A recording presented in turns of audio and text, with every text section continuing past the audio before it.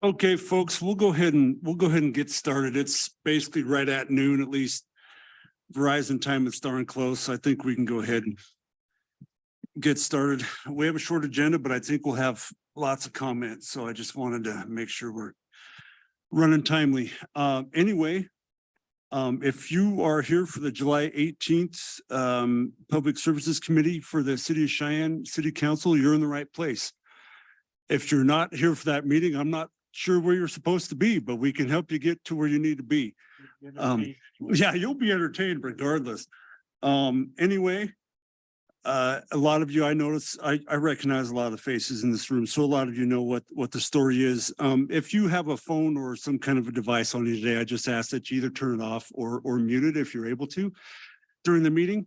If you do come up to the podium, go ahead and activate the microphone like I did, press, make sure it lights up red. Identify who you are and what you're here to speak about, just in case the clerk or any of us need to follow up with you. Just keep any public comment that you make today related to just one of the items that's on the agenda today. If you have public comment that is not related to something on the agenda, we will certainly handle that at the meeting next Monday afternoon, right? The meeting is next Monday at 12 instead of 6 p.m. And then last but not least, for those online, please mute yourselves when you're not speaking in the meeting. Again, just out of courtesy for those that are here and the other folks that are trying to speak. With that, Madam Clerk. Oh, and let the record reflect we have Mr. Laybourne, or excuse me, Councilman Laybourne and Dr. Rennie here. And I believe we have Councilman Seagrave virtually. That's correct. Okay. Yes, sir. Thank you. With that, Madam Clerk, first item.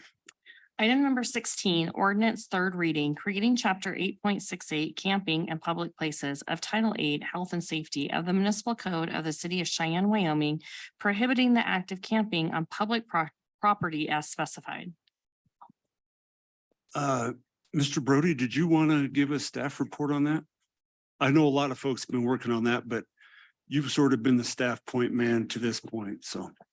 Yeah, thank you, Mr. Chairman. John Brody, Deputy City Attorney. The proposal before the committee right now was approved on second reading by the City Council. The proposal itself hasn't changed. There is a substitute that Cheyenne Police Department, the Compliance Department, City Attorney's Office, and Councilman Laybourne all worked on. So I can speak to that depending on Chairman's preference. However you wish to proceed is fine with me.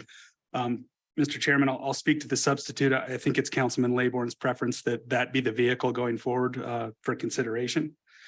Long story short, based on the conversations we had at that Friday meeting that Councilman Laybourne mentioned during a previous council meeting, there were some logistical concerns, some enforcement concerns on how that previous ordinance draft would function. So what has been decided is that rather than prohibiting the act of camping and the necessary Cheyenne Police Department actions of ticketing folks that are violating that camping prohibition, what has this ordinance has turned into is an abatement of campsites ordinance, which is pretty similar to what was already in front of the committee. And then now it's putting in place an occupancy restriction, which is essentially a curfew. So now in all public property that's adjacent to Crow Creek, and this in the same way that the camping prohibition had been in place, there's now a curfew between 12 o'clock and 5 o'clock in the morning where no person can be on that property during that time. It applies to everybody. It doesn't matter if you own the mechanic shop or you're just coming through town on your way somewhere else. So I can get more into the detail, but that's the gist of it, and happy to answer any questions. Okay. Thank you, Mr. Brody. Any questions from the committee for Mr. Brody? Dr. Ray. Mr. Chairman, Mr. Brody, I want to follow up on some of my questions from 2 weeks ago. And I'm going to continue to use my analogy of whack-a-mole because I think it's apt in this case and most people understand the concept. And that is, assuming we are successful in deterring people from camping along the Crow Creek drainage. At some point, hypothetically, let's say then the next desirable spot becomes Dry Creek drainage or Halliday Park. There's a point where, I mean, as you made very clear, we can't legislate against camping within the entire city. But as we start, I mean, if we move from one area to the next, following, you know, campgrounds that pop up here or there. I mean, eventually, I mean, conceivably, we could eventually wind up doing that. Just that, I mean, prohibiting it along Crow Creek, prohibiting along Dry Creek, prohibiting in Halliday Park. Is there a point where we just have to say, you know, we have to, I mean, we have to allow camping somewhere? And I know, matter of fact, I heard that on NPR this morning, is that people have a right to camp if there's no place for them to go. And that was talking in regard to problems in San Francisco. So, I mean, long term, I mean, could we eventually get to the point where we can no longer prevent people from camping somewhere? Mr. Chairman, I don't have an answer for that. And I think the reason that this is in front of the committee right now is that no jurisdiction has an answer for this issue. There is no single solution. The substitute that's in front of the committee is a different way of approaching this issue, separate from what the city of Boise did, for example. It's much more targeted. But to your point, you know, will this solve it? Maybe not, but that's a sort of a policy dilemma that's in front of the city council, that's in front of this committee. And I'm certainly happy to help address that issue, but it's certainly a policy decision on your part. Go ahead, Dr. Reed. Thank you, Mr. Chairman. I just want to say, I was going to bring it up during the discussion, but I do appreciate the changes that you and the sponsor and police and compliance have worked up. So I'm a lot more accepting of this work of the substitute. So thank you to all of you. Thank you. Any more questions or concerns from the committee for Mr. Brody? Okay.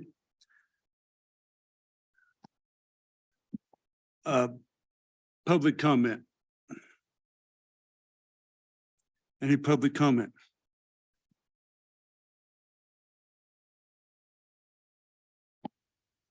Hi, Council. My public comment is, Could you identify yourself? Kathy? Well, for sorry, the record. I'm Kathy. I live at Trails End, Yes, thank you, Kathy. We appreciate it. Deister, Delta. Thank you.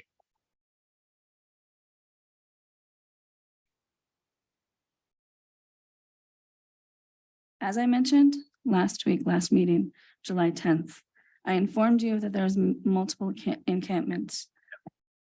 There was an encampment that was I-80 and down. That encampment was engulfed at 6 a.m. Sunday. It's no longer a problem, but it is a problem now because everything that burned, the city of Cheyenne gets to breathe now.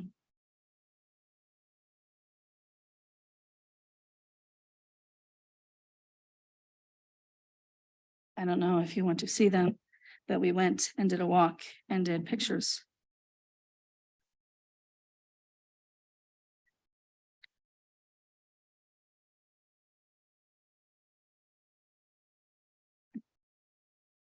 There's plastic that burned to the creek wall. Rains. This is their man-made fire pit that is inside that dwelling that I showed you how deep that was last week, how deep that dwelling was. This is after this fire. This hillside is black, blue, green, multiple other colors of plastic and chemicals. If you stand above this encampment, this is what you'll find. Tree line after tree line. Up here's the highway. Over here is the roads and trees. These are our homes, this creek and businesses such as Floyd's and all of those. This is what's left. This is minute garbage and destruction. Minute. Not a danger, not a hazard, but minute. Minute trash, comparison trash. This encampment is what it is now. The picture that I showed you last week of what it was. It was comparative to camps in Absaroka and things of that nature, legal camping that you have to permit and ask, what happens if a camper in those permitted camping areas leave their campsite to burn to the ground? Do they get cited for endangerment of the public area? Who are you going to cite for this damage? It's going to be the city citizens. We're going to pay, who have to pay for the additional water that the fire department had to put out on that fire. How are you going to explain how the fire department had to get there? They had to take their hoses across the creek. They had to jeopardize themselves. They had to breathe in everything. How are you going to explain, as we cited, that we have neighbors and children in our neighborhood on oxygen? How are you going to explain to the parents why you can't open the windows because of the melting plastics, the chemicals, the meth, the possible drugs that have got fire? This is not a concern.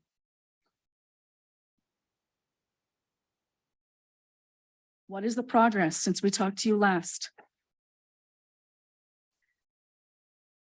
Progress? There are multiple additional camps. You said you kicked them out of Morey Bridge. I can concur that they are not out of Morey Bridge. They are right next to Morey Bridge again. And they go under Morey Bridge. They sit, they house the same bridge that they burned down. You have laws when people use camping in Absaroka and Bremer Park. They have to tell you where they are. They have to tell you who they are. They have to tell you what site they are at. You have enlisted in camping of Absaroka. The ordinances, the agreement with the city of the one that I found is a contractual agreement between Cheyenne Frontier Days and Absaroka. Since the councilman wanted to bring it up, it's part of the ordinance, the idea. It's comparative. I want to ask you, if the city does not think that camping in parks is dangerous, why does the city cite in the agreement of Absaroka that they will do additional police forces, additional sanitation for those areas? If you burn down a structure in those areas, you are cited with destruction, you are cited with those violence, but we cannot cite any of these people because it is a hardship upon them. In the 13th Amendment, I don't see that it says if you can financially afford the law. It says the law is applied. If the law is only applied to those who can afford to pay the law, then who pays for this? We do. And now that it's not only a problem of the south side of Cheyenne, it is now in your air, in your water. It will be in the creek as the runoff from all these rains that we get. The chemicals that are in that area will go into the creek, to the cattle that eat and drink from that creek. The cattle that I believe are Loomis Farms. I'm not sure the senator understands the danger that is to our cattle, but I'm sure you'll make it aware. The argument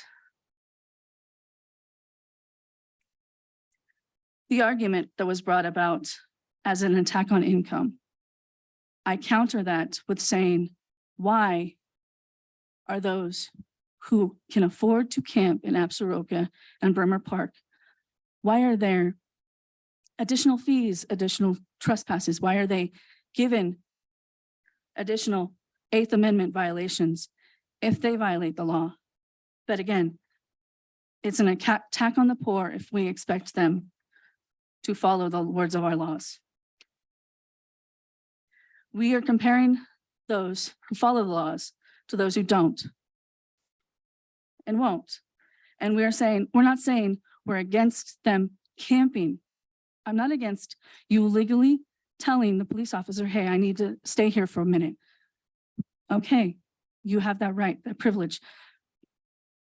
What we're saying right now is it is a privilege for people to camp in Lake Apsaraka. It is a privilege for the softball team of Brimmer Park to camp.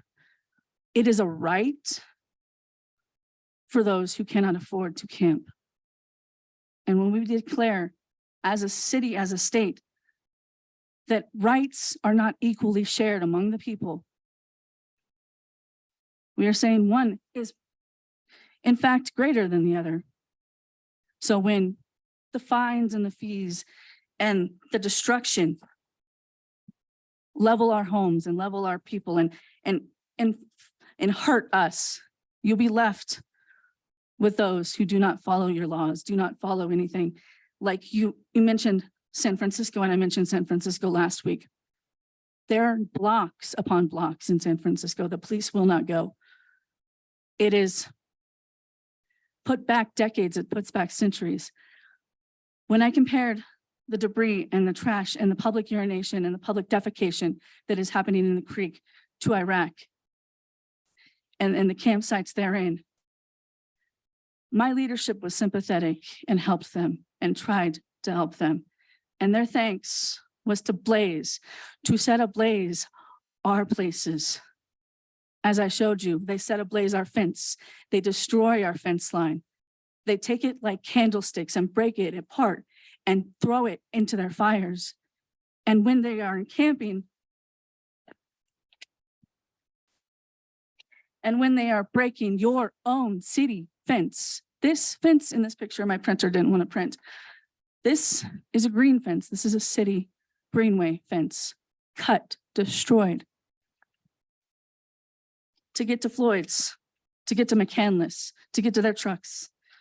This is my 8th Amendment right to not be trespassed, to not have to pay additional fees. This right here is a fence. This breaks a city ordinance called you cannot block the water courseways, you cannot block the forestry service. This fence line is in what they call their private property. It is their private property, not yours.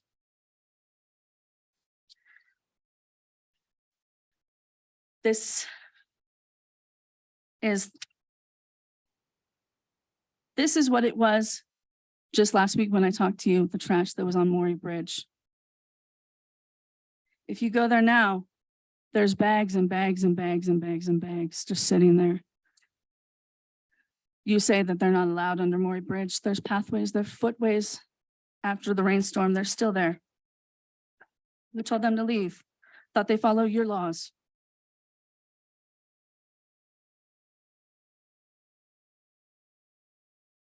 Again, this was that structure that we talked about. This is the structure now. This is the beautiful green area that it used to be. The public land. What would that happen if that was a camper of Apsaraka? If he did that much damage, would he be cited with breaking an ecosystem? Are they cited with breaking the ecosystem when they urinate and defecate in the water? And the bears, the deer no longer come. The bees no longer pollinate. There's hardly any flowers in their areas. The raccoons, we have less of an issue now with the raccoons because they're either eating them or hiding them or something. You have rules in public parking where you can camp. And if we are saying we're not against camping, we're not against that. If the city wants to fund additional police forces in the areas that people are permitted to camp, such as every public area, such as the alleyways, as were cited earlier that they are at, You're asking for additional police forces. In Absaroka, you're funding additional polices, your additional sanitation areas. Who's going to pay for that? Who, when I walked back just Sunday evening, when I walked back there to look at all the areas, because we do care about our neighborhood, I had to call Cheyenne PD because I received threats for not even being next to their area. This is my private area. We know your neighbors. We have cops who can come. We know where you are. That's what the rebuttal I got, because I went down and I went to a public area.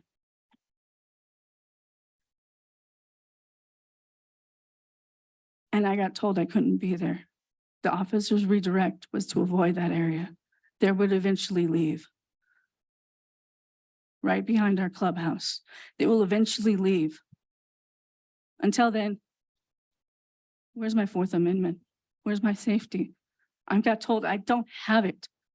I fought for a country that now declares that if I have the money to afford my own safety, I should just not have it. I shouldn't have the right, the freedom to move freely.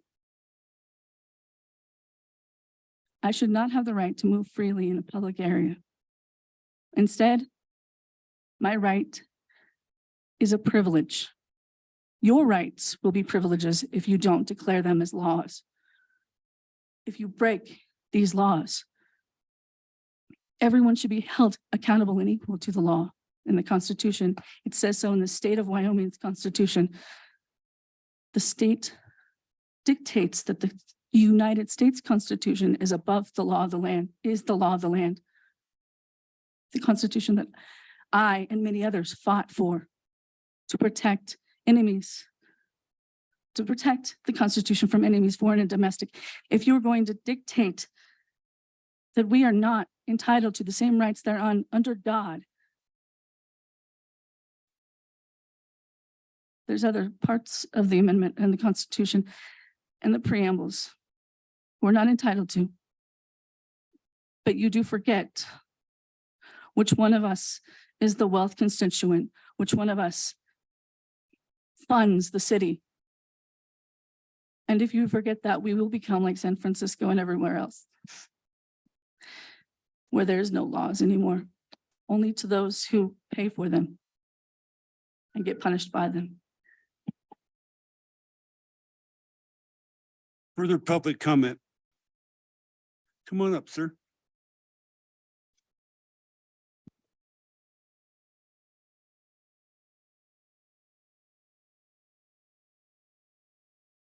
Mr. Chairman, Councilman, ladies and gentlemen. My name is Ken Richardson. I live at 811 Broken Wheel Court. I'm the Vice President of the Homeowners Association. And I'm here today not only to represent myself and the members of our neighborhood, but also our president, who is currently in the hospital. I'm a veteran. I'm a retired police officer. And I'm a high priest in my church.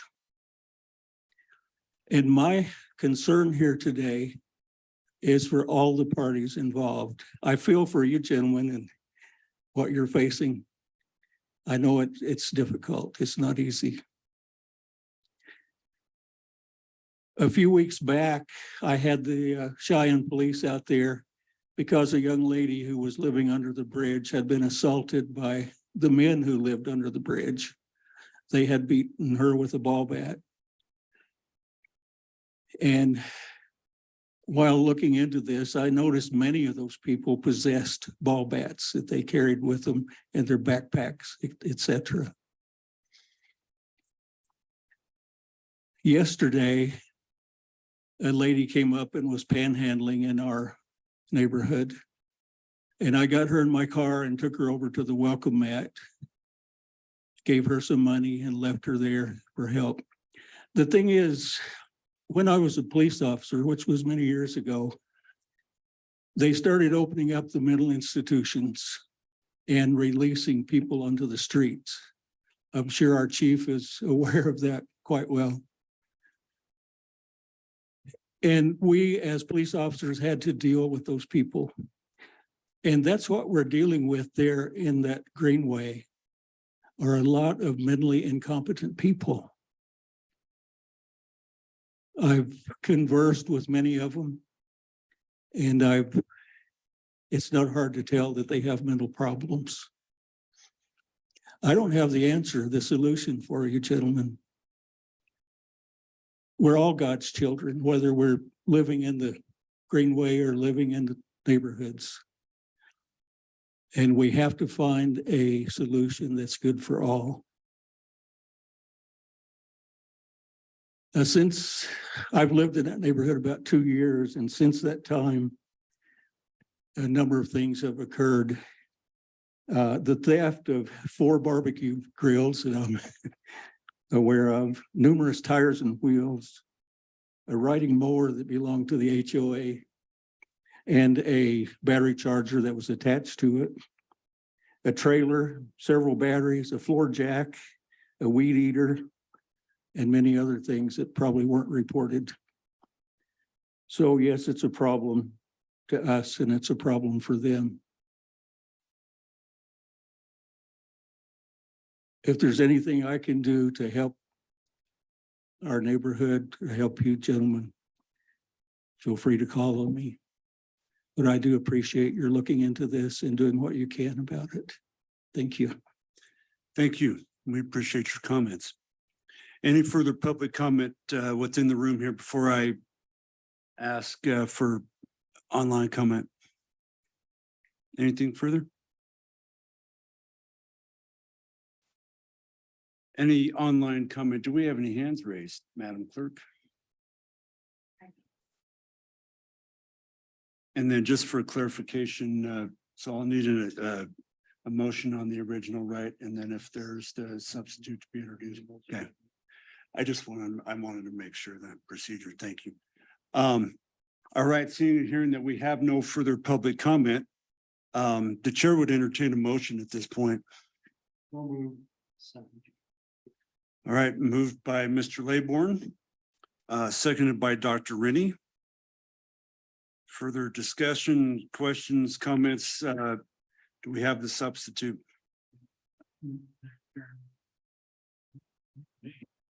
No, she wants to be able to hear you, Pete. Sure. I moved the substitute dated July 17th. Number 16 is what I have here. So this is this substitute that we discussed at our meetings, and therefore Do we have a second on that? Second. So obviously, this is a very complex and difficult human problem. Problem for us, a problem for the people that choose to live in these camps. There's a lot of consideration, and I certainly appreciate Mr. Brody's efforts here to do everything we can to avoid a challenge in court that we are encroaching on people's rights. And one of the key points I want to make here is the location.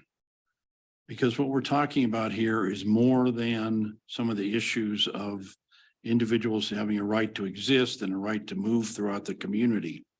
The provisions that really speak to that are the question of pollution of the creek, which is an impaired stream that we have spent a lot of effort trying to keep clean. Recently, the Pump House Wetlands dredging project, very expensive project, is definitely a water quality issue that is part of our effort to improve the impaired stream. So that's a legal point of why we are passing this ordinance, hopefully. The second one is fire danger. And that is different than some of the other areas where people might congregate or attempt to live. This is really and the testimony we've heard here today and the people that I've met at the Broken Wheel Trailer Park immediately adjacent to that wooded area is quite different than anywhere else in Cheyenne. And I want to really make a point here. This is a beautiful area along the creek. Those mature willows are magnificent. It has always been from my childhood. And certainly I took my son over there and we played 25, 30 years ago. But it has been taken over as a area of individuals who believe they can intimidate the neighbors, threaten them, and tell them that they cannot access that area. And I want to assure the members here today that we do have a plan working with the police department, with nuisance, with the fire department to get into that area, clean up those camps, get a path through a soft surface path in that area that can be there for access for anyone, but no camping. So we're going to take an area that has a huge problem, a danger, and turn it into something that's a benefit. And we've got a lot of people that want to help. This goes back to the very origin of the Greenway program, where we had a lot of community support and people working together on things that certainly can help with that. And I want to really point out, and I'm sorry the fire chief isn't here today, that area has some considerations here in terms of a very robust weed and grass growth that is now thigh high and is going to dry up and going to be in a situation where, and I know that the fire chief is talking about a wildland fire evaluation so that we can look at that in terms of how that fire could spread along the ground, ladder up through some of that dead wood into the top of the trees and cause a crown fire that, and maybe we think that isn't likely to happen in the city, but this is a very unique area that is next to the refinery. It's next to those businesses. So we're not just talking about moving people or challenging their right to their constitutional rights. We're talking about public safety of the people that live there, the businesses that are there. And I'm quite confident that this amended version here is much more, we remove the consideration of having to make sure there was space available at a shelter. We remove the matter of the storage of material so that 48-hour notice can happen. And I believe the attention we're getting here can really help us with what I'm awful proud of, and I think the community's proud of, which is our greenway system along the creek that connects to a larger system that goes out to the college, into town. It's and has use from everybody. So I did circulate this amended version. I think it satisfies those concerns. I think when we look at the issues that our police department deals with, it's the magnitude and the uniqueness of each situation is just really hard to deal with. But I have great faith in our department. I have great faith in our fire department that recently went and put out this fire. I have great experience with our nuisance department and those individuals there who do the kind of cleanups. But one of the things I want to point out, and we got $50,000 in the budget for this purpose during our recent budget discussions. So we're going to have notification there. It's not, if you go down there today, there's no notification that you can't do these things. And I understand thoroughly that signs and notifications can get torn up. But today, there's no information there that you cannot trespass into the Broken Wheel Trailer Park. There's no notification that you cannot have a fire. There's no notification that you are to obey the law. I mean, it's just, it's an unregulated area. And we're talking about this one in particular. We had one of the questions that I think has been raised here today is individuals who are in these desperate conditions can go somewhere else. Well, they can. But what my intent here is to end hideouts, end areas where it's not observable, end areas where it is recognized, and we're talking about individuals that have cell phones and sell drugs in those areas, make it more difficult for that to happen unobserved. And that's exactly what we did at the bridge there across Crow Creek with Lincoln Way, where we shut off the area that individuals found easy to duck under and camp in. This is about being in the open just as we are. So I know it's difficult. I know that, but we've worked hard on this. I believe it meets every constitutional condition. And I believe that when we successfully deal with this particular area, it can return to what it originally was. And it is a beautiful area. It has wildlife. It has peace of mind. There are people that really enjoyed transversing that area and being able to find some peace, basically, because it truly is very unique in our city.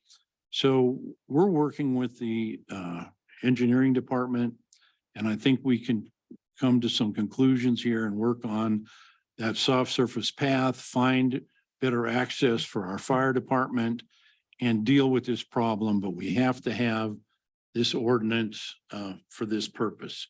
So I'd be glad to answer any questions. Obviously, we've had a lot of discussion here, but it is not out of line for citizens of the city of Cheyenne who are threatened, who are living in danger, who are being abused, to become upset about it. Because it's my opinion, we have one city, one standard. And if I know that this is obviously, I've seen people camping on the Greenway along Dry Creek as well. This is very specific because it goes to the heart of a very specific problem in a very specific area, in a way that is legally sound, in that it isn't just punitive, you can't camp here. It's that the creek is worth protecting environmentally, and the fire conditions can be absolutely dangerous. So I appreciate the comments, I appreciate the work, and I assure you that myself and my co-sponsor, Jeff White, are committed to personally being involved in the cleanup of those camps, in the creation of the soft surface path, and the access that we're going to work out with the fire department and the people there, so that we really don't, it's not a good idea for the fire department to have to lug those hoses from the greenway across the creek, up the bank, we can get better access than that. And I'm confident we will. So thank you for your time, and I look forward to getting this passed and getting over there and getting to work. Thank you. Well. Yeah, I'll go ahead and turn it back out to public comment on the substitute. I had closed public comment, but go ahead, sir. You have to get up. But you have to. Thank you. And yeah, we'll go ahead and open up public comment related to the proposed substitute. Go ahead, sir. Like I said, you mentioned questions a minute ago, but I just wondered if the cleanup would include that dead wood that's in the area as well. Oh, absolutely. It is, and thank you, Mr. Chairman, for allowing this public comment. Maybe I didn't make that clear. There is a tremendous amount of dead wood in there that needs to be removed. It just really is, and that's why I was talking about the fire hazard, the flash fire.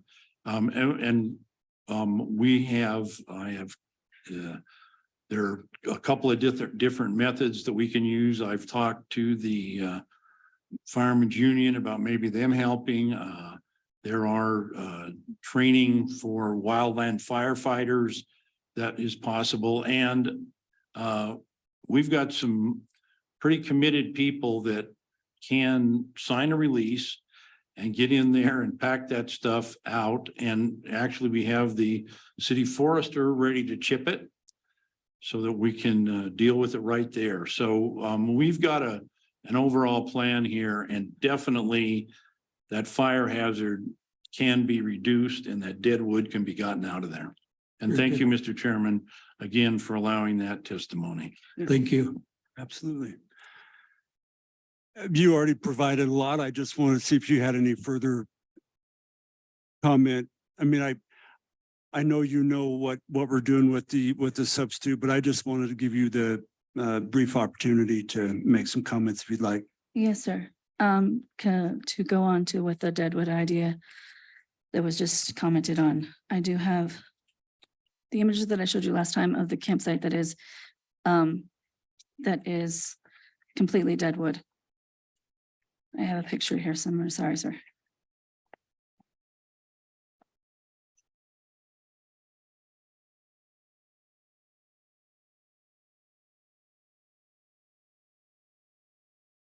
Can I give these to you for record at all?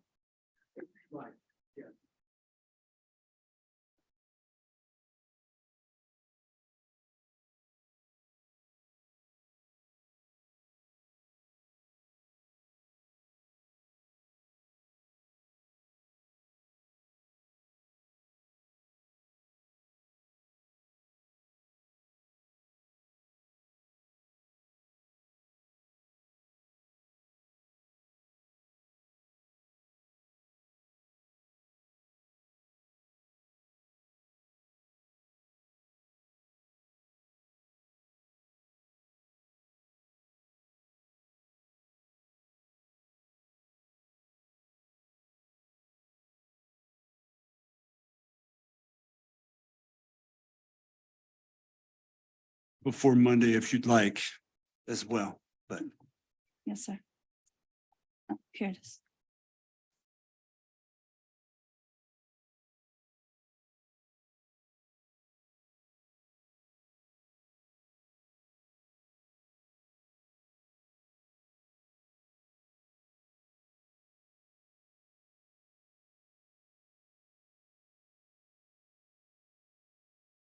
Okay. This is a span of at least 8 to 10 of those trees that you say. Yeah.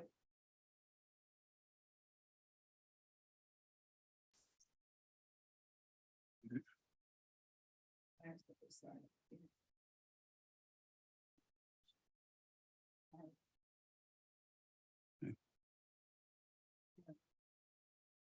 This encampment that I talked to you about has moved to more than what you was. And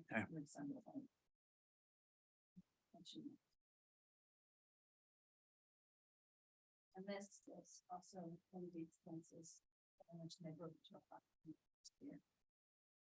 Do you have any questions or comments related to the proposed substitute that Mr. Laybourne's wanting to bring? Okay. I totally agreements upon what they're Okay. saying. I just wanted to add those. to the No, record, so you're good. And if you, between now and Monday, if you want to provide any additional photos or There will be, yes. documentation, you certainly may. I appreciate you providing that documentation. Thank you, sir. Thank you. Any further questions, comments related to the proposed substitute? No hands raised. Okay. No further public comment. The chair will entertain a vote on the proposed substitute. All those in favor? Aye. Those opposed? Do I need to go back on the original? Motion? All right, back on the original motion as amended. Any additional questions, comments from the committee? All right, all those in favor? Aye. Those opposed? The recommendation for next Monday's city council meeting will be for approval as amended. Next item, please. Number 17, ordinance second reading, amending the official zoning map of the city of Cheyenne, changing the zoning classification from HI heavy industrial, AG agricultural, and county A-2 to LI light industrial for land located west of Burlington Trail and south of and adjacent to HR Ranch Road.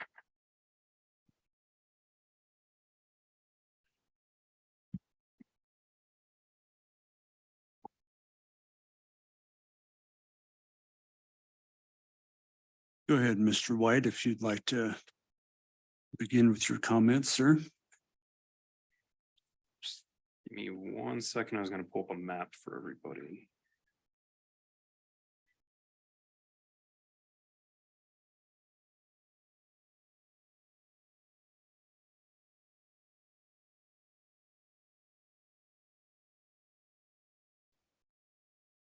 For the record, Connor White, Planning and Development Department. The zone change before you is to change the zoning for a piece of property from agriculture, county A2 and HI heavy industrial to LI light industrial.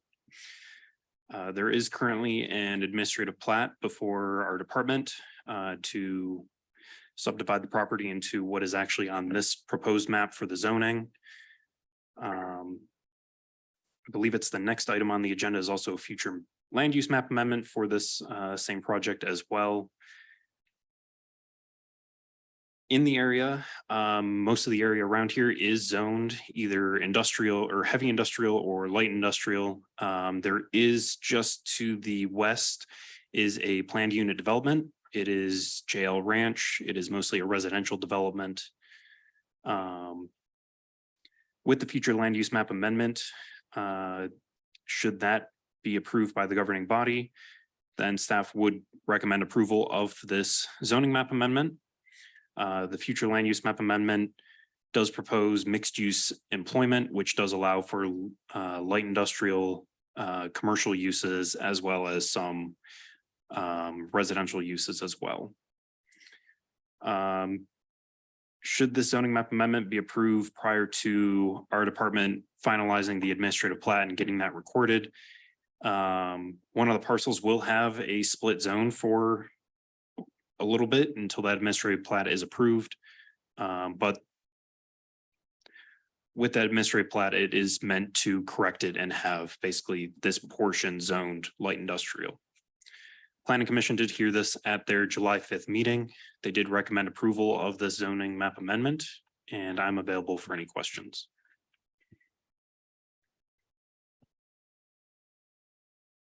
Any questions from the committee for Mr. White? Mr. Chairman, Go ahead. Mr. White, what is the proposed development of this site ultimately to be?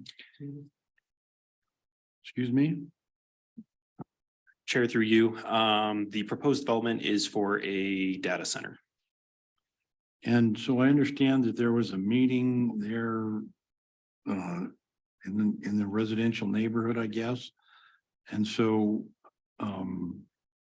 whatever discussion occurred I don't see anybody here that seems to want to pursue that question any further, so I guess we'll hear from the developer next, but I did have those questions. Thank you. Mr. Chair, if I may add. Go ahead. There was, I believe, one or two neighbors that did show up to planning commission. And I believe a lot of their questions and things were answered.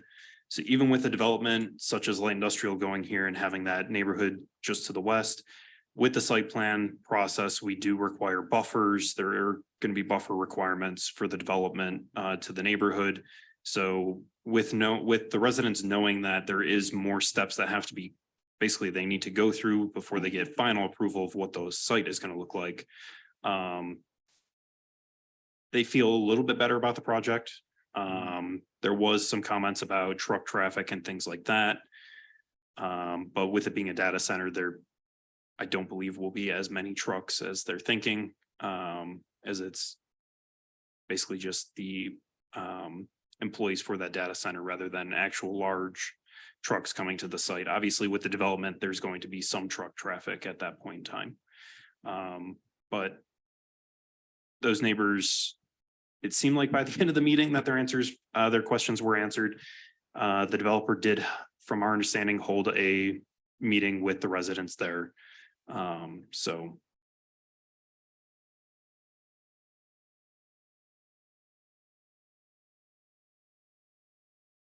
Thank you.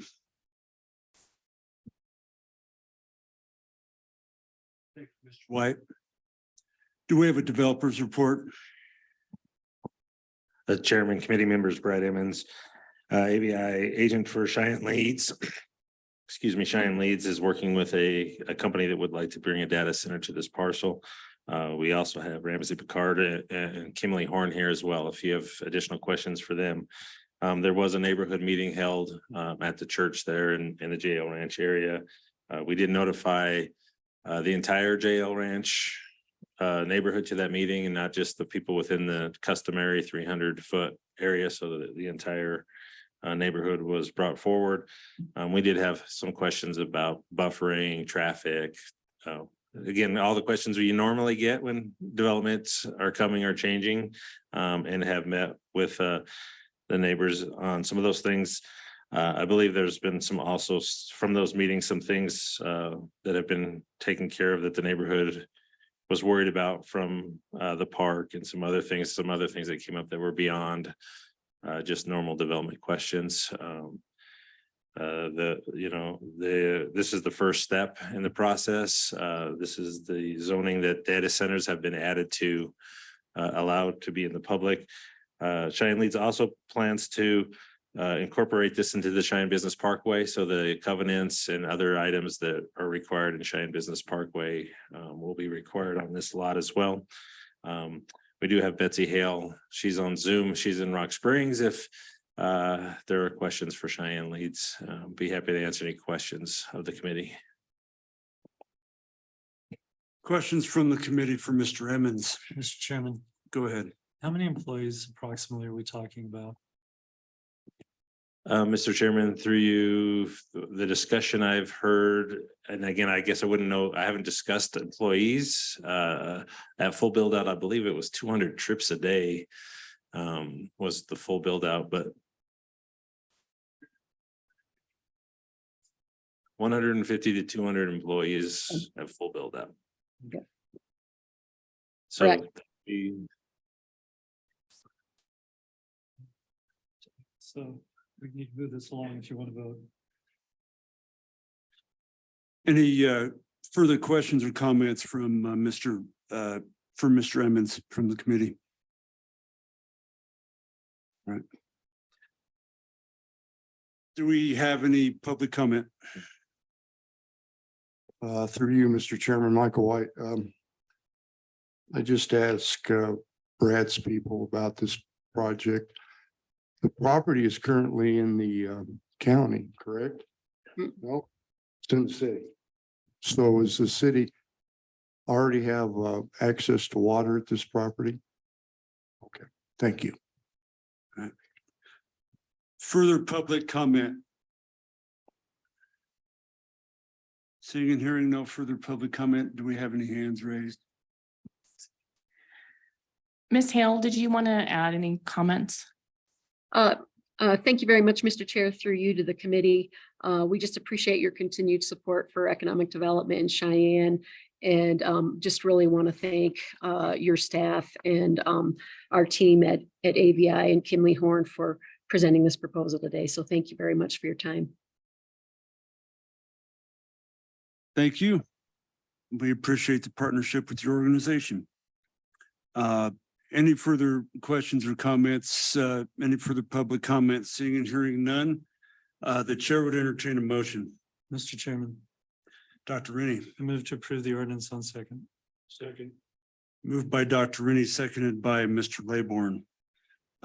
Further questions, comments from the committee? Mr. Chairman, Dr. Rennie, as our colleague from Ward 1 alluded to, there was a neighborhood meeting. There was an individual that lived in JR Ranch that on his Facebook page was trying to promote some resistance or some opposition to the development of a data center there. And I think that's where the impetus from the neighborhood meeting came from. I guess I want to comment that, I mean, it's a data center. We've just learned there's 150 employees that'll be coming in the morning, probably leaving in the evening. There's not going to be a lot of activity there at night, so it's nothing that's going to disturb the neighborhood. Honestly, I think it'd be a pretty quiet, pretty safe neighbor to have next to your neighborhood. So, and as we're learning, we're becoming kind of a mecca for data centers as our reputation grows. So I echo what the Director Hales from Leeds has said, and I think we should support it. Thank you. thank you. Further questions or comments from the committee? All right, seeing and hearing none, all those in favor? Aye. Those opposed? The recommendation on second reading for next Monday will be for approval. And let the record reflect that Dr. Rennie is leaving due to his schedule, but I believe we still have Mr. Seagrave and Mr. Laybourne, so we still have a quorum. Last item, please. Number 25, resolution certifying planning commission action amending the future land use maps of Plan Cheyenne, changing the land use category from mixed use residential to mixed use employment for property generally located west of Burlington Trail and south of and adjacent to HR Ranch Road. Mr. White, go ahead, please. Connor White, Planning and Development Department. The future land use map amendment before you is related to the zoning map amendment we just discussed. The current future land use map designation for this area is actually mixed use residential. The proposed change is to mixed use employment that would allow for the zone change to move forward as light industrial. This future land use map amendment does also allow for commercial or residential type designations, zoning designations. Staff did, when we reviewed the proposed area to be changed, we did expand that area basically to encompass a little bit of extra land to clean up the map, which is where we get Exhibit A from. This does incorporate part of the power plant that's out there, and then also a city-owned parcel that's along the Jail Ranch subdivision. As you can see on the future land use map, most of the area is either industrial or mixed use employment already. So this extension of the mixed use employment is within character of this area. This future land use map amendment will be heard by the county commissioners this afternoon for comment, if they do have comment. Staff doesn't believe that there will be any comment, as this is all within city limits. Planning Commission did recommend approval of this future land use map amendment at their meeting on July 5th, and staff also recommends approval. I'm available for any questions. Questions from the committee for Mr. White? Thank you. Mr. Emmons, did you have anything further you wish to add as a developer?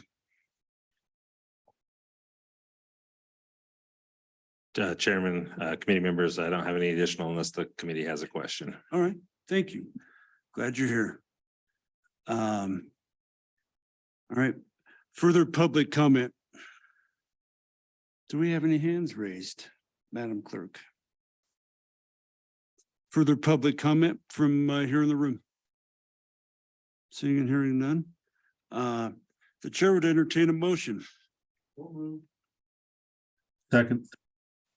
Moved by Mr. Laybourne, seconded by Mr. Seagrave. Do we have any further questions or comments from the committee? Seeing and hearing none. All those in favor? Aye.